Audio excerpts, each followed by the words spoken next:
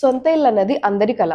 కాబట్టి అలాంటి సొంత ఇల్లు కొనుక్కోవడానికి ఏదైనా రియల్ ఎస్టేట్ వెంచర్‌లో గానీ, లేకపోతే బిల్డర్‌కి దగ్గర గానీ ఏదైనా ఇన్వెస్ట్‌మెంట్ చేశారనుకోండి.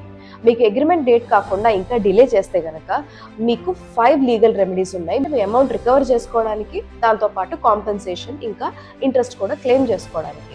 ఆ first legal remedy real estate regulation authority act అన్నమాట. అంటే రెరా అంటాము.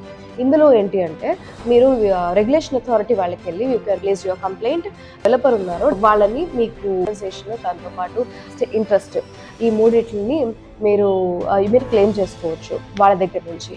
Next the consumer protection act. Consumer అని అంటే ఇప్పుడు మీరు హోమ్ బయర్స్ అయ్యండి, మీరు కన్స్యూమర్స్ అవుతారనమాట. మీరు అమౌంట్ వాళ్ళకి పే చేసి అంటే ఎంతైతే స్టిపులేటెడ్ టైం పీరియడ్ 1 year అని రాసుకున్నారో, లేకపోతే 6 months అని రాసుకున్నారో, ఆ టైం పీరియడ్ లోపల మీకు డెలివరీ ఇవ్వలేదు కాబట్టి దానిని బేస్ చేసుకుని మీరు consumer protection act through file చేసుకుంటే కనుక complaint, fund of the amount, compensation, interest కూడా క్లెయిమ్ చేసుకోవచ్చు. నెక్స్ట్ థర్డ్ది ఇన్సాల్వెన్సీ అండ్ బ్యాంక్రప్సీ కోడ్. దాని త్రూ ఏంటంటే కార్పొరేట్ ఇన్సాల్వెన్సీ రెజల్యూషన్.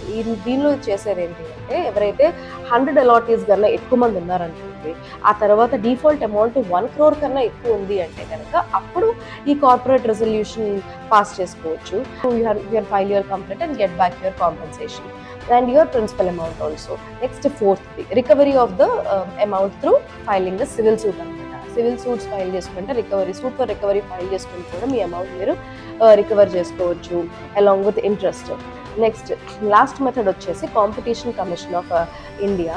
దాని త్రూ ఏంటంటే కాంపిటీషన్ యాక్ట్. ఎవరెవరైతే హోమ్ బయర్స్ బిల్డర్స్కి అమౌంట్ ఇచ్చి వాళ్ళు హై హ్యాండెడ్గా మీకు మీ ప్రాపర్టీని డెలివర్ చేయకుండా ఉంటే కనుక వాళ్ళ అగేన్స్ట్గా కంప్లైంట్ పాస్ చేస్తే మీ ప్రిన్సిపల్ అమౌంట్ అంటే మీరు కట్టిన అమౌంట్, దాంతోపాటు కాంపెన్సేషన్ అండ్ ఇంట్రెస్ట్, ఈ 3 క్లెయిమ్ చేసుకోవచ్చు. సుప్రీం కోర్ట్ ఆఫ్ ఇండియా ఇట్లాంటి ఎన్నో జడ్జ్మెంట్స్లో ఏం చెప్తుందంటే బిల్డర్ మీకు కనుక ప్రాపర్టీ డెలివర్ చేయాల్సిన టైంలో డెలివర్ చేయకపోతే కనుక it comes under deficiency of service.